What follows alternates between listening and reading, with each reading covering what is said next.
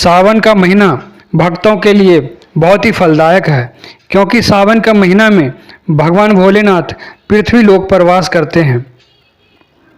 और ऐसा भी कहा जाता है कि पृथ्वी लोक पर भगवान भोलेनाथ का ससुराल है और सावन में भगवान अपने ससुराल आते हैं।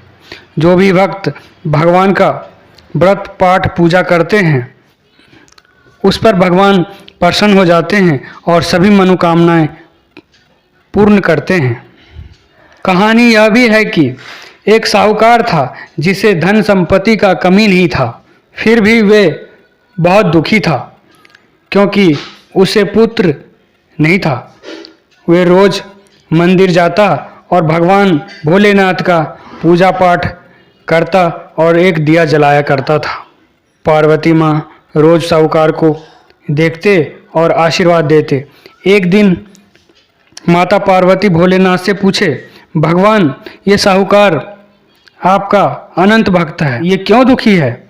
भगवान भोलेनाथ बोले, हे पार्वती, साहूकार को पुत्र नहीं है इसीलिए दुखी है।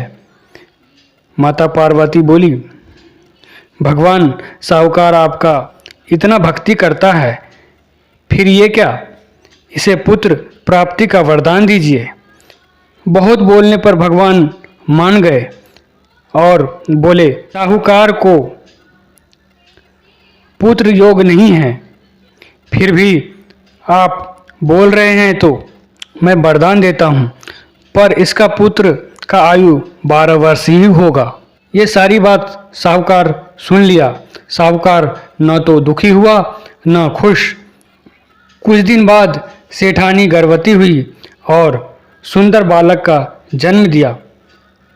धीरे धीरे बालक 11 वर्ष का हो गया। सेठानी ने साहूकार से कहा, बालक के विवाह के लिए कन्या देखा जाए। साहूकार ने कहा, बालक अभी विवाह योग नहीं हुआ है, आप अभी विद्या अध्ययन करने के लिए काशी भेजिए और वहाँ विद्या अध्ययन कराया जाए। सेठानी ने काशी भेजने की तैयारी की। सेठानी ने बालक के मामा को बुलाया और काशी भेजने की तैयारी किया और मामा को बोले, आप जाइए, बालक को काशी ले जाइए और विद्या अध्ययन कराइए और रास्ते में जहाँ भी रुके वहाँ ब्राह्मणों को भोजन कराना और दान करते जाना।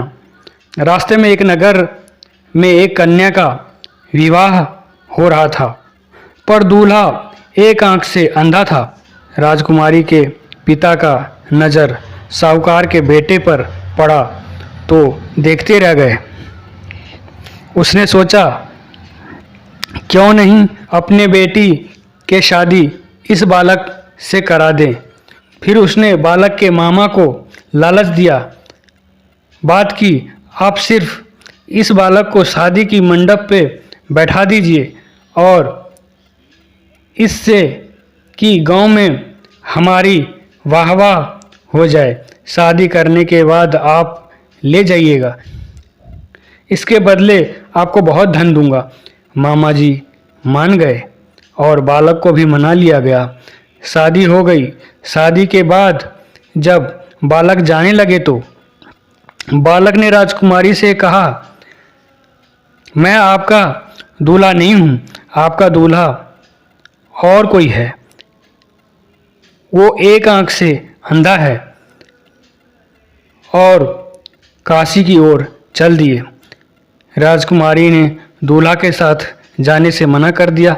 बारात वापस चला गया और बालक काशी पहुंच गए। वहां विद्या अध्ययन करने लगा। एक दिन जब मामा ने यज्ञ रचना रखा था और भांजा बहुत ही देर बाहर नहीं आया तो मामा ने अंदर जाकर देखा तो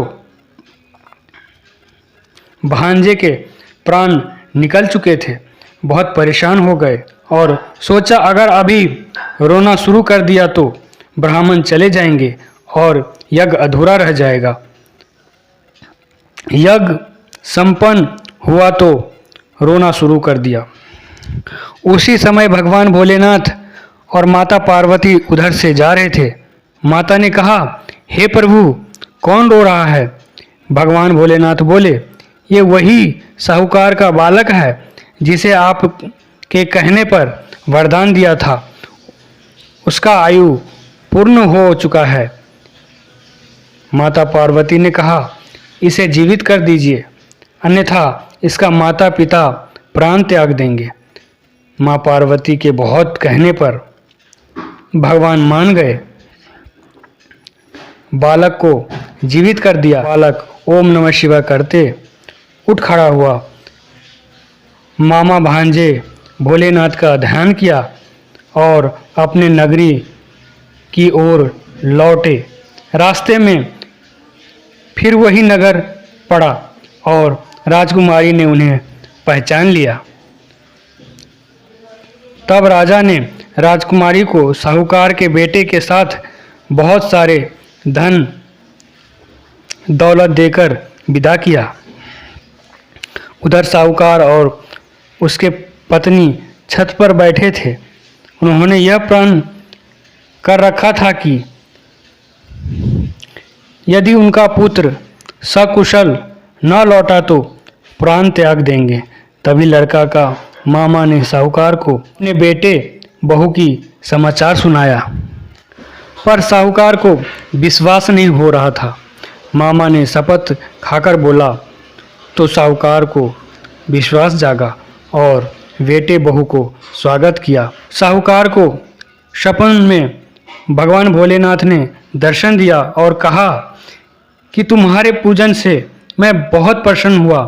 इसी प्रकार जो भी व्यक्ति इस कथा को पढ़ेगा या सुनेगा, इसकी समस्त दुख दूर हो जाएंगे और सभी मनोकामनाएं की पूर्ति होगी।